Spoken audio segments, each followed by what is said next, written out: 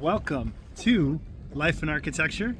Again, I'm your host, Daniel, and I am at the Shed Aquarium. Beautiful, beautiful Shed Aquarium on a really beautiful, clear fall day. Very mild weather. Let me close this, make this close up because I want you guys to, I want the audio to come out clear. Very, very important, right? So part three of buying your first property. I'm thinking about things, and there's certain steps that kind of come before or after. But one thing I also wanted to mention as part of this journey of buying your first property, very, very important to take the time to go on the MLS, or that's your realtor is going to have access to the MLS, or go on Zillow, go on Redfin, these real estate aggregator sites. Put in your criteria in the areas that you like or are interested in pursuing for a property, and look at the open houses and try to go to as many open houses as you can. The more open houses, the better. You really shouldn't, especially if this is your first deal that you're buying, you shouldn't really put in an offer until you go to about 2 or 3 open houses, because you're going to become a market expert. After about 4 or 5 open houses, you get to see the pricing, you get to see, interact with the realtors, the selling realtors. And essentially when you go there, all you have to say is you're looking to buy, but you're already working with a realtor, right? Or if you're not and you just kind of want to roll the dice, you tell them that, that you're interested in a realtor. But, for the most part, just let them know you're there looking, take a look around, assess the property, assess the area, and the price point. Very, very important, right? Based on the characteristics, how many bedrooms, how many baths. So that's kind of going on at the same time as you're also scheduling with a realtor these showings, right? And you're going to be looking again for these grandma specials in properties. And when, I'd say probably a month or two after that, and you're ready to, you find a place that you feel comfortable with putting an offer on, then you can do so. And very, very rarely on these types of deals that I'm telling you about, very rarely should you be going over asking price, right? And on top of that, it's my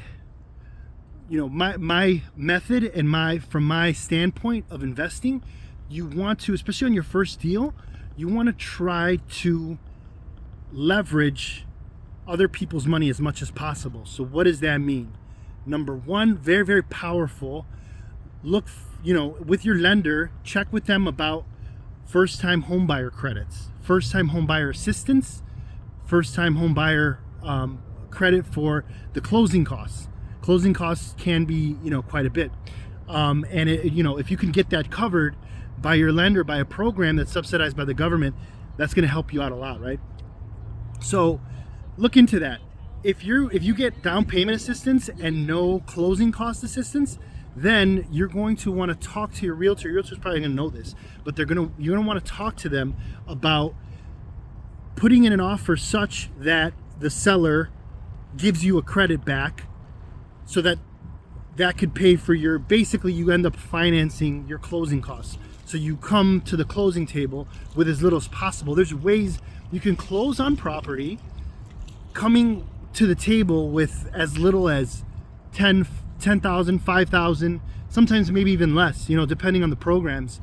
And I'm talking about for $150,000, $200,000 property, right? And again, disclaimer, I am not a professional. I am a guy who has successfully, as we pan over to the Shed Aquarium, very nice, and boom, the money shot. I am a guy who has successfully done 4 or 5 real estate transactions, 4 of which, the majority of which, have been using these techniques that I'm telling you about right now. So with that disclaimer aside, I'm not a professional. Definitely be talking to your lender, be talking to your realtor. But from my, in my opinion, you should be really looking, as your first property, you should be looking to get all these costs covered as much as possible. And then obviously, once you close, you'll pay your mortgage, the 2 months after you close, more or less. Okay, so once you find your property, so I went a little bit too far. Let me come back. Once you find a property, you put an offer in, and then the games begin, right? Then the games begin. I say games because there is a little bit of gamesmanship.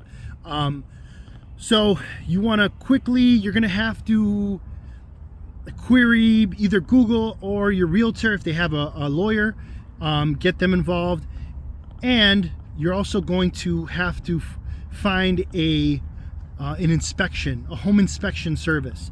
I've used several. You really want to vet these guys out. My advice is go on Google, again, your best friend, go on Yelp, get somebody that has a ton of reviews, more than 50 reviews, more than 5 or 10 years experience, because this is going to be the key, right, guys? We're buying older properties, not distressed, but we're buying older properties, so we want to make sure the mechanicals are good, the roof is good, foundation's good, these big ticket items, and your inspector is going to help you figure that out. So when you schedule the inspection, you're going to get a big breakdown of all the things that need to get done, so that the property is like A+++++, and do not be shocked, because this report, you're essentially paying this person to give you as worse of a news as possible. So don't get scared if there's a couple pages. It will be, more than 5 pages easily. But you're going to take this and you're going to go back to the seller and let them know, hey, these expenses came up. Can we negotiate a little bit more off the price? If they're substantial, chances are there might not be a lot to fix. Maybe a new roof. New roof costs whatever, 15, 20,000. Maybe you ask for 5,000 credit or 10,000 credit. That's something, I'm not going to get too much in the weeds with that. But that is an important stage after the inspection that you could still negotiate. You could still come back and say, hey, inspection came back. We'd like some, something more off the price because of, in lieu of this, right? And you could do this with any property. It doesn't matter when they say as is, sold as is. Don't pay attention to that. That's just, a funky term. It really doesn't mean much. But you want to see if you could get a little more money if possible. But chances, it's a good chance too that there's not much work to do. Then after that, you're gonna have a lot of to-dos from your bank and probably personal stuff, coordinating, the possible movement. You're almost over the hill, but unfortunately, the hardest is probably still not over. You're gonna go through days, if not weeks, of back and forth and a ton of reading, ton of citing things. But just stick with it. Stick with it. Trust the people you chose: the lender, the lawyer, the realtor. They're going to be your best friends in this journey. That's it for part 3. See you guys for part 4, live from beautiful Shed Aquarium.